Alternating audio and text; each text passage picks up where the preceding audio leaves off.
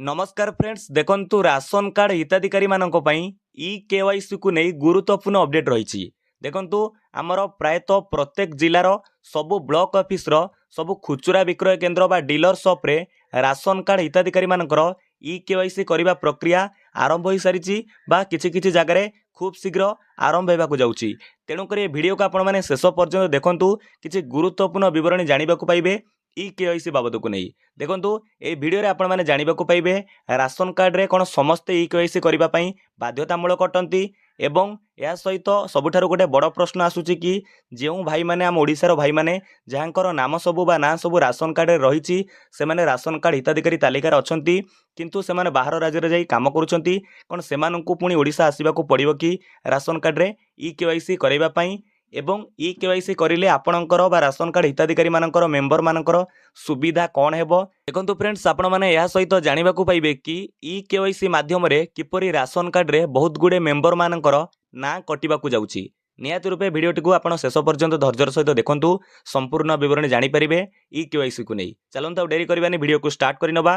ता पूर्व आपण को छोटिया अनुरोध जदि आपण माने एपर्यंत आम चैनल को सब्सक्राइब करि नांती ए चैनल रो वीडियो गुडी आपण को इन्फॉर्मेटिव लागुची तेबे निहाती फ्रेंड्स आपण माने हम चैनल को सब्सक्राइब करि परिबे। तो फ्रेंड्स आमे एठारे टिके प्रथमे केवाईसी विषय रे आलोचना करिबा। जेमिति आपण माने समस्त जानंती केवाईसी रो फुल फॉर्म हेउची नो योर कस्टमर एवं एठारे ई केवाईसी कथा देखिले इलेक्ट्रॉनिक नो योर कस्टमर। जदि आमे राशन कार्ड रे ई केवाईसी प्रोसेस कथा कहिबा राशन कार्ड रे प्रत्येक मेंबर माने तांको कोन करिया को पड़िबो ना राशन कार्ड सहित आधार ऑथेंटिकेशन करिबा को पड़िबो किंतु एटा डिजिटली प्रोसेस माध्यम रे करा जिवो। देखंतु आमे एठारे संपूर्ण स्पष्ट रूप रे बुझिबा मु आपनकु बुझेई दउची।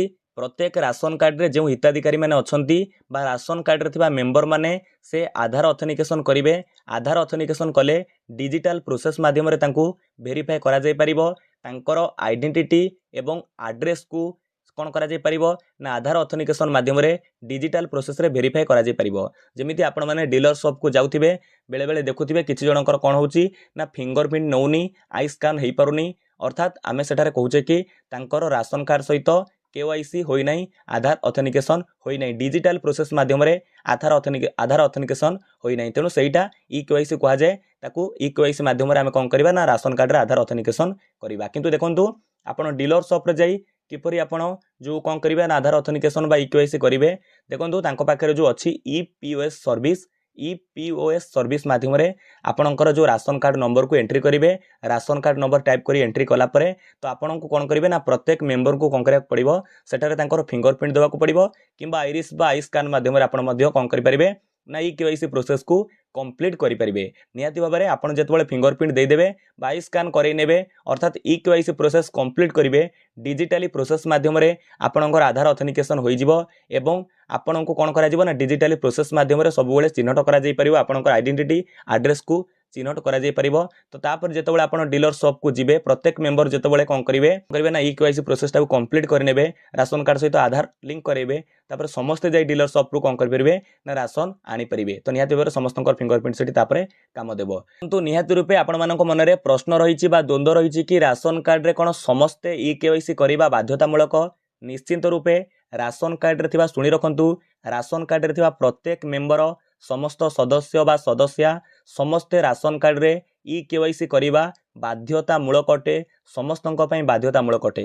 कारण देखंतु म आपन केठी बुझेई दउची ई केवाईसी करिबा द्वारा कोन हेबो ना जेतेक जो दारिद्र्य सीमारेखा तळे लोक गति करू नाहंती बा धनी श्रेणीर धनिक श्रेणीर लोक अटंती से माने भूल रे बा किछि भूल डॉक्यूमेंट देई पैसा पत्र देई राशन कार्ड करै नेछंती से माने ई केवाईसी करिबा द्वारा तांकर राशन कार्ड टी कटि जिवो।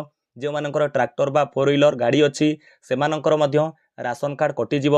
अर्थात आम कहले जो सब आर्थिक स्वच्छल वर्गर लोक मैंने राशन कार्ड पाई राशन कार्ड हिताधिकारी होते से मैंने जितेबाला ई केवाईसी करेंगे आधार ऑथेंटिकेशन करेंगे कौन हेब ना राशन कार्ड टी काटी दि जाव। तो यह सहित आपण मैंने जानते अनेक लोकंर मृत्युवरण होते सुधा से ना राशन कार्ड रही एपर्यंत कटी ना हे तो से परिवार सदस्य राशन सामग्री नौकरी कि डीलर नाम राशन सामग्री नहीं जाऊँगी किंतु एथिपाई ई केवाईसी प्रोसेस करा जायछि। से मृत्यु होइतबा लोक माने आउ ई केवाईसी जेहेतु प्रोसेस करि परिबे नै तांकर जेहेतु से मृत्यु हो जायछि तेणु ई केवाईसी प्रोसेस एथिपाई करा जायछि सेमानकर नाम मध्य कटिबो। ता सहित सरकारी चाकरिया माने सेमानकर ना राशन कार्ड लिस्ट रे रहिछि बा राशन कार्ड मेंबर लिस्ट रे रहिछि ସେମାନେ ଇ କେୱାଇସି କଲେ ମଧ୍ୟ ତାଙ୍କର ରାସନ କାର୍ଡ଼ରୁ ନାଁ କଟିଯିବ। ତେଣୁ ନିହାତି ଭାବରେ ଏଥିପାଇଁ ସମସ୍ତଙ୍କ ପାଇଁ ରାସନ କାର୍ଡ଼ରେ ଇ କେୱାଇସି କମ୍ପ୍ଲିଟ୍ କରିବା ବାଧ୍ୟତାମୂଳକ ରଖାଯାଇଛି।